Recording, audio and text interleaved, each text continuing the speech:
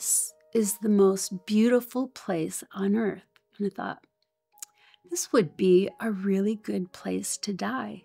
And towards the end of the year, it was the end of the summer, my grandparents had a cabin up in the Adirondack Mountains, and we'd go up there once or twice a year.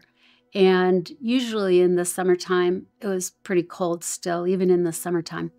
But in order to get to the cabin, we would drive like maybe 4 hours to get to the bottom of the mountain. And then we'd have to drive up these crazy dirt roads that were barely roads and that would take like, I don't know, an hour.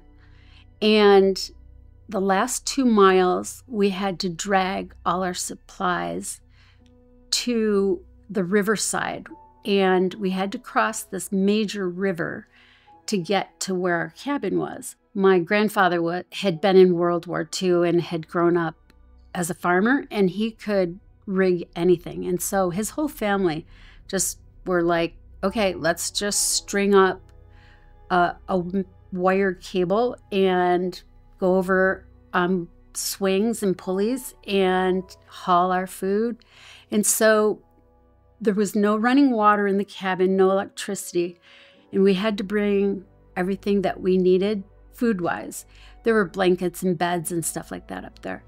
And so as I was all hooked up on the swing, usually it was just like one adult, maybe a kid, and that's all you could put on a swing.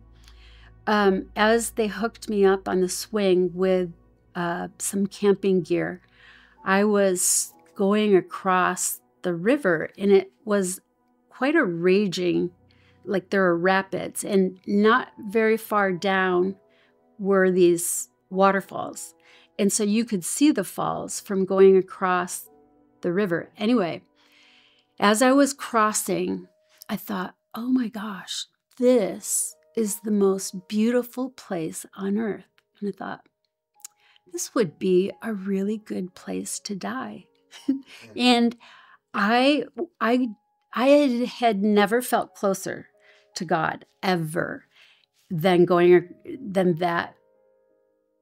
across on that cable. And so as I was listening to the raging waters and the beauty all around me, I thought, okay, this is it. And then I didn't think anything more of it.